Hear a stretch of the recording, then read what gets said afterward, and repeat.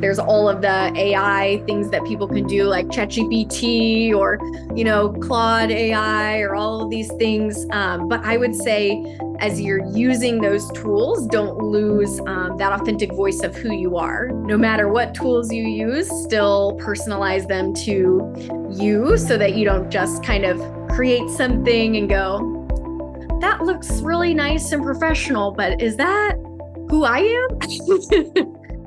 Well, I'm so happy you could be with us today because this is the side of things that many sexual health professionals don't really know too much about. So I'm thrilled to have you with us. My first question for you is why is web design so important for therapists, coaches, and educators building their brand? Yeah, that's a really good question. So I feel like in the line of work that, therapists, coaches, counselors that they're really building a personal relationship with their clients. They're not just selling a product, you're marketing something that's so sometimes hard to define, that like person to person connection. So your web design is really that first introduction to that relationship with someone. We're doing less in-person networking these days. We're doing less, just meeting someone at the store, out in the community. So the website and your website design are really doing that first relationship piece for us. And it's kind of your first exposure in the mind of your potential clients. So that's one of the kind of first things that I think is so important about having a strong website and a strong website design. Yeah, absolutely. So, what are some of the biggest mistakes you see professionals make with their website? Yeah, so there's a couple big mistakes that I know right out of the gate I see with a lot of my clients or just a lot of professionals in the industry. So I think the first mistake that's not even necessarily just a web design mistake is feeling overwhelmed by the process and feeling like, oh my gosh, there's so many choices, so many different routes I should go. Should I do this myself? Should I hire someone to help me? Should I, do this or that? There's almost like too much information sometimes for people. So I think the first mistake is just being overwhelmed and not taking any action. So I would say, even doing a small website yourself or taking that first step to reach out to a couple different website designers to kind of see what's out there is a great way to move past that mistake of just freezing in the overwhelm. I think the second mistake that I see a lot of providers making is that they make a website and it doesn't really match their personality or feel Mm. like them. And kind of like I said in that first question, it's like this is such a personal relationship with your clients that you want your site to really reflect who you are so that you're able to really call in the clients that are going to match your personality and your expertise. So the second mistake would be building a site that just feels maybe too clinical if you're not clinical, or too generic if what you do is really specific. Yeah, absolutely. And I know Yeah. a lot of people in our community, they work with very specific populations of people, Mhm. so I could see where if Yeah. you're not showing that on your website, you're going to miss out on the people who need you the most. Right. And I think sometimes providers are hesitant to put like their personality into their website or kind of like their, what makes them unique and special. I've had clients do all types of things where it's like, hey, I work with, this type of population and I'm super outgoing and I'm super, social. So their website, when you go to it, it's like, oh, I get that sense. Or I have Yeah. other clients who maybe they have a group practice or they're a medical provider, so they have multiple different types of services or something, so they want to have a more professional or clinical feeling site, and that works great for them, and that's exactly the type of client that they want. So yeah, really just leaning into who you are as a provider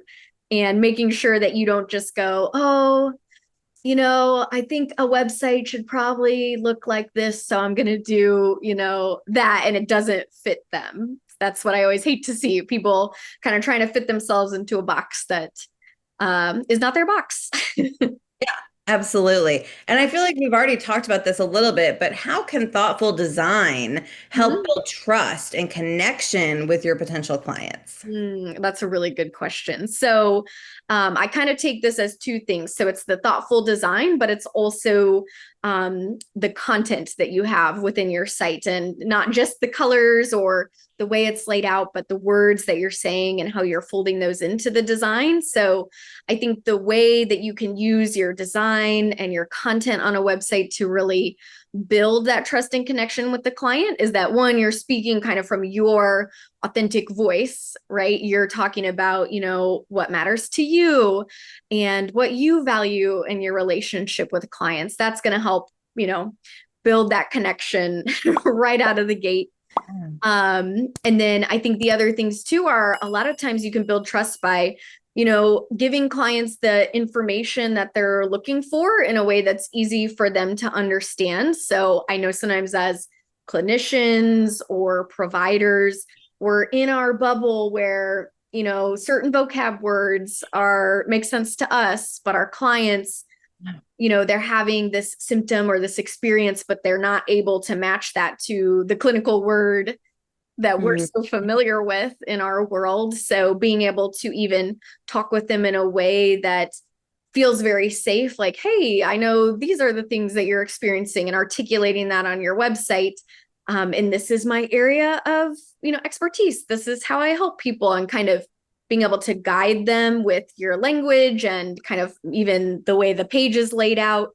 If you're experiencing these types of things, this is how I work with my clients. We're going to do, sessions, or we're going to do an appointment, and being upfront about the process often builds trust, just because it feels very safe. People know, what to expect, how to work with people. So really, yeah, just being able to kind of guide people through how you work, and being thoughtful about what your client, maybe their level of understanding of your work, and being able to meet them there, I think is the greatest way to build that trust and connection with your audience, with your clients.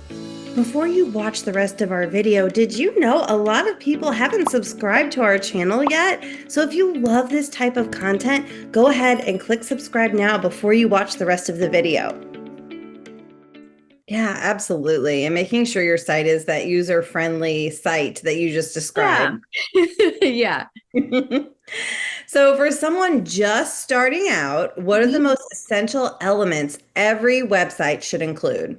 I would say the most essential thing that I see people almost forgetting sometimes is how to contact you, how to work with you, where it's like, that's almost like so obvious to some people, but then some people, they like put all the information on there, and then they're like, well, I hope someone, I hope they reach out to me. And it's like, have a very clear path for how someone can work with you. So, an essential thing for a website would be how to contact them. Do you want them to fill out a form to get started?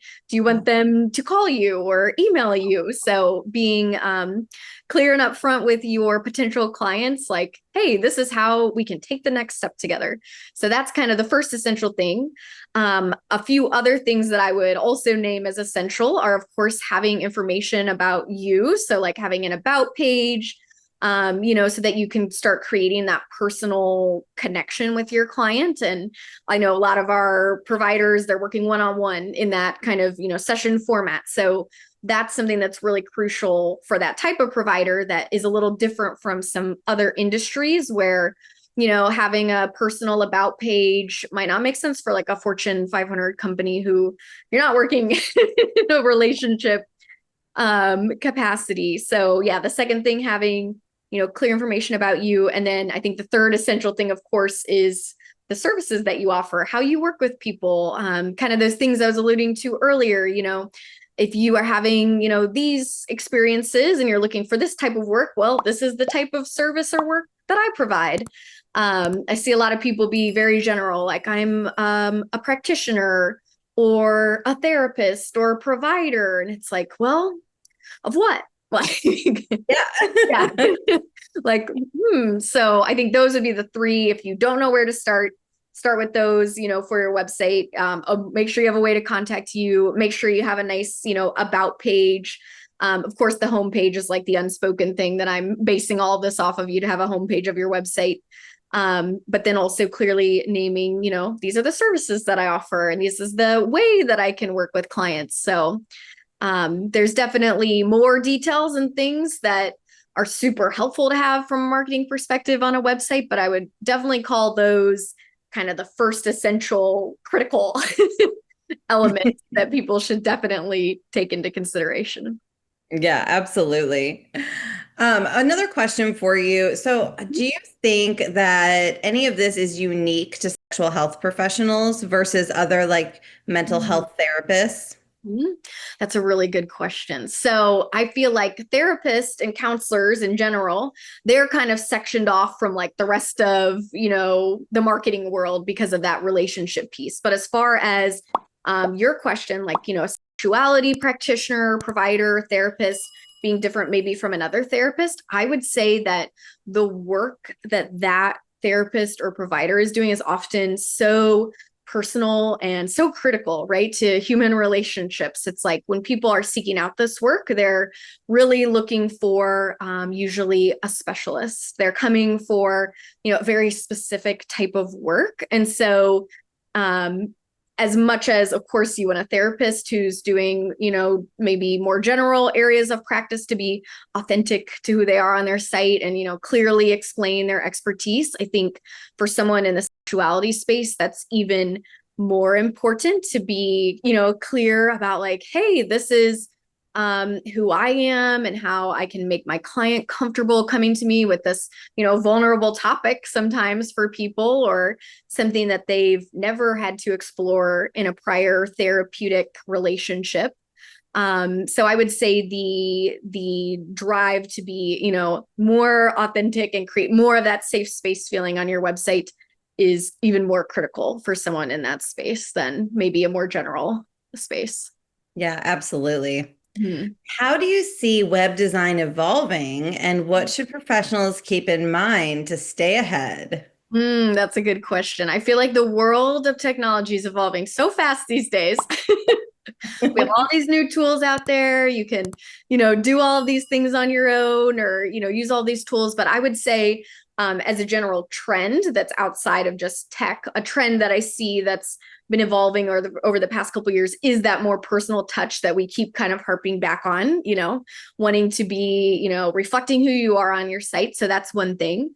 I would say some other trends just to keep in mind are, of course, like, there's all these great tools out there for people to use to create content. Of course, there's all of the AI things that people can do, like ChatGPT or, Claude AI or all of these things. But I would say, as you're using those tools, don't lose that authentic voice of who you are, and even with the tools where you can make these like templates and use like, different Canva templates for design, or templates for website design. You can absolutely leverage those tools and like use those trends to your advantage to get started, to save time, to like brainstorm and get ideas. But no matter what tools you use, still personalize them to you so that you don't just kind of create something and go, that looks really nice and professional, but is that who I am? Yeah. Yeah. So I think that's a trend that I see. So much technology that sometimes people they can use it really well, and I've seen it done really well, but wanting to make sure that you balance who you are with those tools at the same time. Absolutely, because at the end of the day, whether you are a therapist, educator, Mhm. counselor, or coach, Yeah. you are the service. Right. Like You're people sitting in the room with them. Yeah. they're coming to you for your expertise and your knowledge. And so you're, whether it's your content writing on your site or your design or your templates or your photos, whatever it is, it really needs to be authentic and reflect you because you're going to be the one they're sitting with. Right. Of course. Yeah. Yeah. Well, if you're interested in learning more from professionals like Carly, please check out our upcoming events on our website. You can find those in our events calendar at sexualhealthalliance.com. Thanks again, Carly. Yeah, thanks so much for having me, Michelle. Thanks for watching our video with Carly. Do us a favor, share this video with someone who might benefit from this information. Your support helps us reach more people with important sexual health information. If you're passionate about this space, we know you'll enjoy these videos, so check them out. Please take a moment to like this video and subscribe to our channel. And remember, you are exceptional.